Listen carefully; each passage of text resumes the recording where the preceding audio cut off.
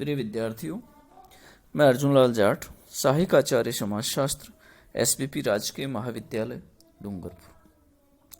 समाजशास्त्र द्वितीय वर्ष से आज का हमारा शिक्षण बिंदु है निदर्शन के प्रकार। निदर्शन के प्रकार में सबसे पहले आज हम जानेंगे प्रायिकता या संभावना निदर्शन के बारे में।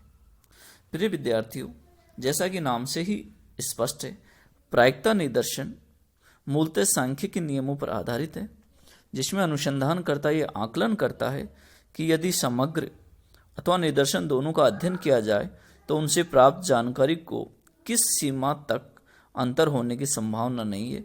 जितने अंतर के लिए वह तैयार है उसी के आधार पर निश्चय भी किया जा सकता है कि निदर्शन बड़ा होना चाहिए। इस आधार पर प्रायिकता या संभावना निदर्शन कार्य करता है। प्रायिकता, क्योंकि ऐसा जो निदर्शन है प्रायिकता या संभावना निदर्शन, जैसा कि नाम से स्पष्ट है, संभावितता या प्रायिकता शब्द का प्रयोग भी संभावितता के गणितीय सिद्धांत के अर्थ में होता है। इस प्रकार के निदर्शन में निदर्शन की समग्र की प्रत्येक इकाई के चुनाव की संभावना बनी रहती है। प्रत्येक इकाई को निदर्शन में आने का समान अवसर मिलता है और ये गणितीय पद्धति का प्रयोग होता है।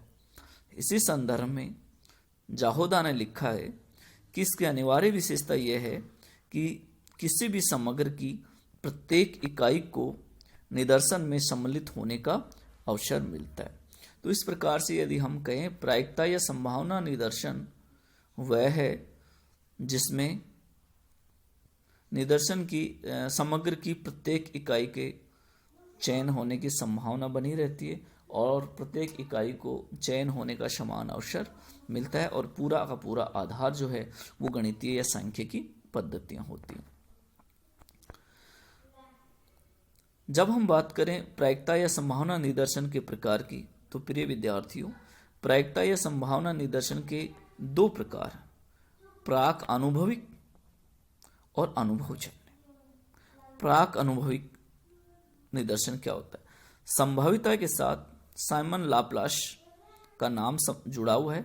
इसे प्राग अनुभविक इसलिए कहा जाता है क्योंकि हम पहले ये स्वीकार कर आगे बढ़ते हैं कि संभावितता निश्चित होती है तथा हम घटनाओं की संभावितता का निर्धारण अनुभविक रूप से खोज किए बिना ही कर लेते हैं।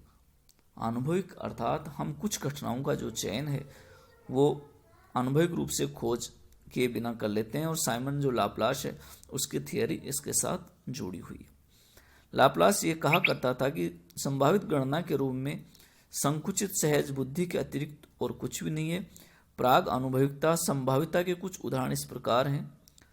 कुछ उदाहरण हैं, जैसे हम जानते हैं कि एक सिक्के में हेड और टेल दो फलक होते हैं, इसलिए यदि हम सिक्कों को उछालते हैं तो हमें ये हेड और टेल गिनने की यदि संभावितता के बारे में हम बात करें तो 50-50 होती है, अर्थात हमें पता होता है कि या तो हेड आएगा या टेल आएगा। तो इस प्रकार से संभावितता निदर्शन प्राक अनुभविक अनुभव से पूर्व की स्थिति है। दूसरा इसका प्रकार है अनुभवजन्य। अनुभवजन्य तथा बारंबारता संभावितता अपनी मौलिक प्रकृति से अनुभवजन्य। इसके अनुसार संभावित परीक्षणों की एक श्रृंखला में घटना के घटित होने की संख्या तथा प्रयोगों की संपूर्ण संख्या के घटित होने की संख्या तथा प्रयोगों की संपूर्ण संख्या के बीच पाए जाने वाला अनुपात है। उदाहरण के लिए यदि हम देखें कि एक सिक्के को हम 100 बार उछालें और हमें 40 बार हेड मिला, गिनने की संभावना हुई तो 40/100 हो गई। इसी प्रकार यदि हम उस एक पासे को 100 बार फेंके तो उसमें 10 बार वाला 6 वाला फलक ऊपर आए तो 6 फलक के ऊपर आने की संभाविता 10/100 हुई, अर्थात अनुभवजन्यता इसकी विशेषता होती है। प्रायिकता के दो प्रकार प्राक अनुभविक और अनुभवजन्य। अब यदि हम बात करें कि संभावितता निदर्शन का अनुसंधान में क्या लाभ है। संभावितता निदर्शन वह निदर्शन की एक संभावितता पर आधारित ढंगों के द्वारा निकाला गया है। निदर्शन की संभावनाओं पर आधारित ढंग समग्र के प्रत्येक व्यक्ति को निदर्शन में शामिल किए जाने का एक ज्ञात अथवा निर्धारित किए जाने वाले योग्य अवसर का आश्वासन देता है।